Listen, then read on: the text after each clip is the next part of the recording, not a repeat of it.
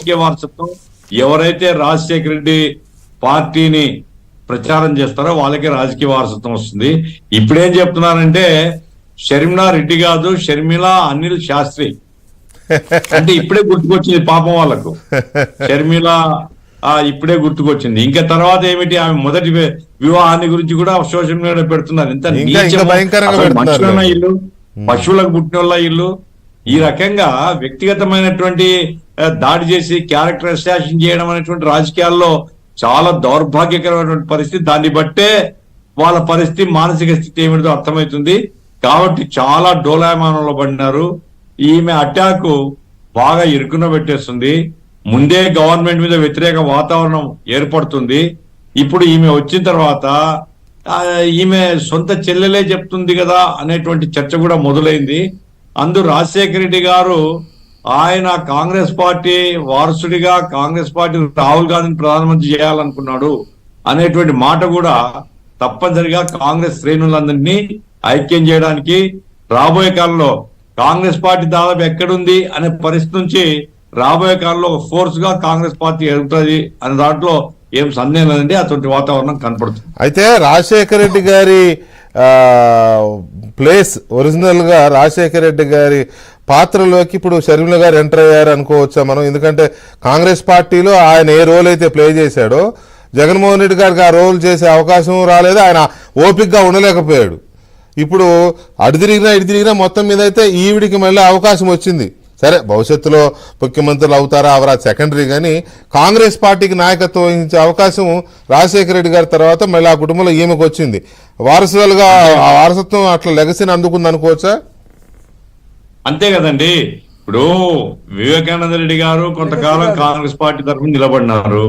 ఆయన సరే భౌతికంగా లేకుండా వెళ్ళిపోయినాడు. ఇప్పుడు కాంగ్రెస్ పార్టీకి ఆ కుటుంబంలో ఎవరు లేరు.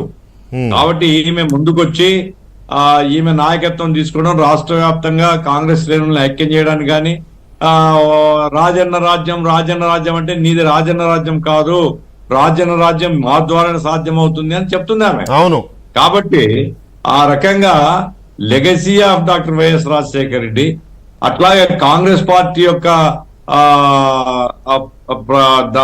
పునర్వైభవానికి ఈమె చేస్తున్న కృషి మాత్రం చాలా విలువైంది. ఇప్పుడు కొంతాల రామకృష్ణ ఇంటికి పోయింది. ఏవైనా కొంతాల రామకృష్ణ ఆల్రెడీ మన జనసేన కమిటీ అయి ఉన్నాడు. ఏమైనా అరుణ్ కుమార్ గారి దగ్గరికి వెళ్ళింది. అసంతృప్తి సెక్షన్లన్నీ కూడా ఇప్పుడు క్రమంగా బయటకు వస్తారండి. మా దగ్గర వినవస్తుంది, వాస్తవం ఏందో నాకు తెలియదు కానీ మా జయరాం గారు, మా జిల్లా మంత్రి, ఆయన కూడా కాంగ్రెస్ పార్టీ టికెట్ గుర్తకలిగమని అడుగుతున్నాడు. ఇట్లా జయరాం గారా? ఒక మంత్రి గారే కాదు, ఇద్దరు ఎమ్మెల్యేలు ఉన్నారు. ఇద్దరు ఎమ్మెల్యేలు కూడా ఆల్రెడీ రాయదుర్గం వచ్చేసింది కదా.